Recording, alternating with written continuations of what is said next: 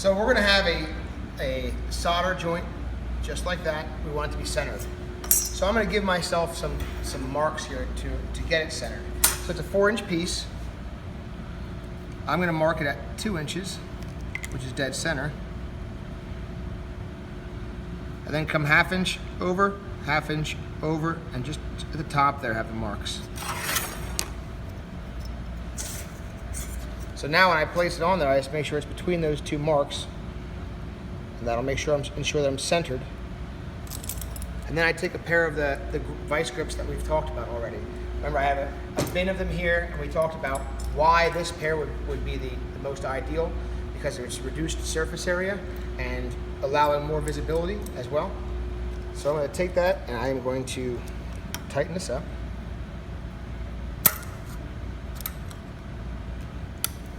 Have that clamped. Once I have that clamped kind of close to 90 degrees, I'll take a square, tri-square, and I'll set that on here just to see if my piece looks 90. So it looks like it has to come over a little bit this angle here.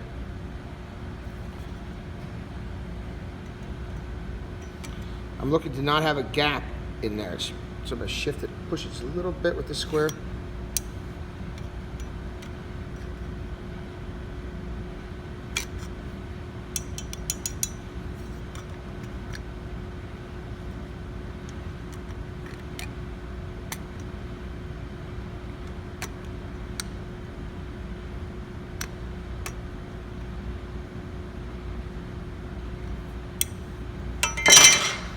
Pretty good. One last look at that. All right, that looks good. Okay, that's how it's going to be set up. Now, what things have to be done before you solder now?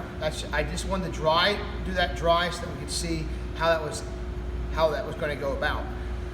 But what has to happen before I'm able to solder? Well, anytime you solder, we're looking for a clean connection. So for me to solder this, I have to get both pieces of metal where they're going to come in contact with each other and get them clean. What am I going to clean them with? Clean them with some sandpaper. Sandpaper is going to take off any of the oil that's on there. It's also going to get us down to a shine. Sandpaper is located, if you'll follow me. Sandpaper is located over here on the side that has the earphones on that. I'm going to use a higher grit sandpaper, so I'll use some 220. I don't need a new piece of sandpaper for doing this, so I'm going to pull from the used bin.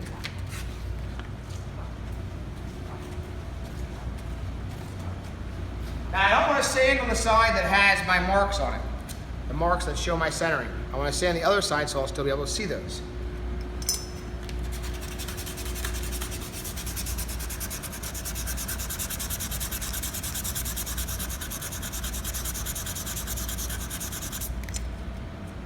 And now I sand the end.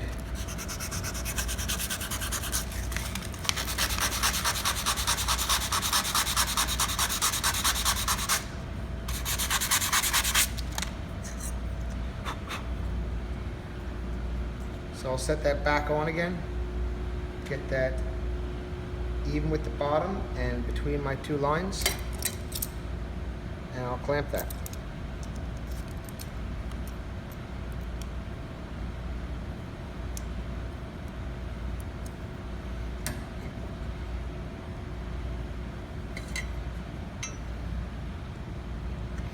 I'm going to try using it different. Inside the tool cabinet here I have some squares that we'll use, and I might just use this to set up my 90-degree angle because I can push it where I want it. Now that's set up to my 90-degree angle. It's been cleaned. One last thing, however, we have it cleaned, but we also want to be able to promote the flow of this solder to go into this joint. So a lot of the different materials that we're going to be using for metal shop are in front of this tool cabinet and the drawers across the way. So in the bottom right drawer, we have a yellow box that says acid core solder. When we're soldering with sheet metal, we have to use an acid core solder. In fact, a lot of like repairs and things like that will require acid core solder. The only time that you'd want to use the rosin solders for electrical applications, And the water, the lead-free solder is used for any time that we're gonna have potable water going through this, anything you're gonna be drinking. Like, so when we make the copper mugs, if we do that this semester, that's with lead-free solder so that we're not getting lead into our system there. So inside here is acid core solder and a brand new roll of the acid core solder. And I also have some paste flux. Both shiny faces there have to be fluxed. By the window I have glue brushes, and I also have flux brushes. Okay, this is where we'll be putting them back after we're done with them. This is right by the front sink. So I'm going to bring this over.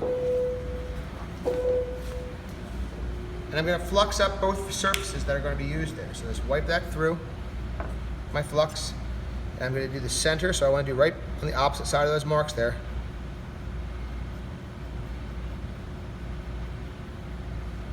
There. And here. Okay? That is as much as has to be done for any real obvious excess flux I have on the brush. I'll take a moment and try to get back into the container. What I don't want you to do is get this stuff all over the lid of the container and make it miserable for the next person to use. So make sure you do get it in the container before you close that up. And what's left on the brush here, I'd like you to take some paper towel, wipe off, and throw the paper towel away.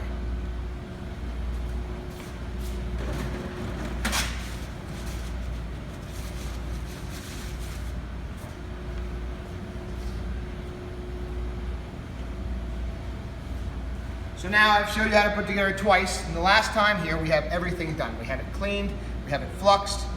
Now I'm going to put it between the lines there, and it's going to hold a little bit easier because the flux is going to do something to help keep it together. I'm going to clamp that, tighten it up a little more, clamp it. The flux also acts as a lubricant there, so it moves the piece around a little bit when I'm trying to clamp it. Set my square in there, get this thing to 90 degrees.